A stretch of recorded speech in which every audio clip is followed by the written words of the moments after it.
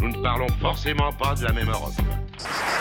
Ah, c'est dommage qu'on ne parle pas forcément de la même Europe, Jean Gabin, parce qu'il paraît que Bruxelles légitimise la prostitution et la drogue. C'est vrai ou c'est faux, Jean Quatremer, auteur des Salauds de l'Europe?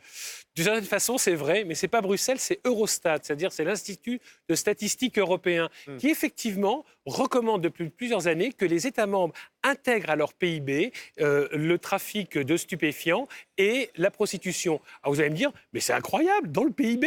Bon, d'abord, je vous signale que la prostitution, comme le trafic d'armes, comme la drogue, etc., c'est une activité économique qui produit de la richesse. La prostitution, par exemple... Vous y consacrez combien de votre salaire en moyenne chaque mois? Joker. D'accord, très bien. Joker. Mais par exemple, la prostitution, c'est quoi? Vous louez des chambres, activité hôtelière, vous achetez... Oui, mais à l'heure. Oui, mais d'accord, mais activité hôtelière quand même. Et puis en plus, vous employez donc des Ça femmes... amortit les chambres l'après-midi. Et puis surtout, vous employez des femmes de ménage qui vont nettoyer les chambres, vous utilisez des préservatifs, etc., etc. Vous allez consulter des médecins, c'est de l'activité économique. Et figurez-vous que dans un certain nombre d'États membres, la prostitution est complètement légale, elle est déjà intégrée dans les statistiques nationales, de même que la drogue. En Espagne, en Italie, au Portugal, aux Pays-Bas, c'est pour ça que on l'intègre. Le fait d'intégrer la prostitution et la drogue dans le PIB, donc recommandation de Bruxelles, ça a eu un impact... D'Eurostat, pardon. Qui est au Luxembourg. Qui est au Luxembourg, voilà. Impact sur le PIB italien de 1,1%. Oui, alors on ne sait pas si c'est la drogue ou la prostitution, c'est toujours la question un peu angoissante.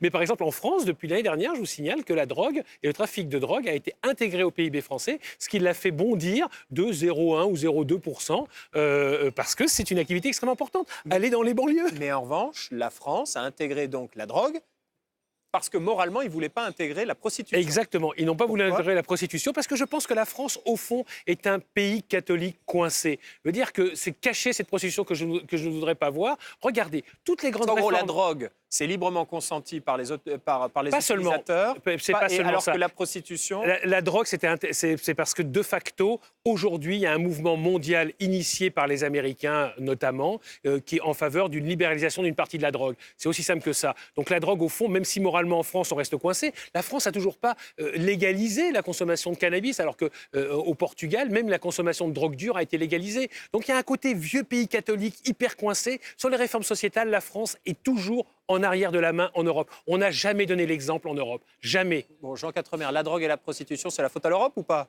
C'est pas la faute à l'Europe, mais elle en bénéficie. D'accord, bon, quoi qu'il arrive, c'est toujours la faute à l'Europe, même l'été. Nous ne parlons forcément pas de la même Europe.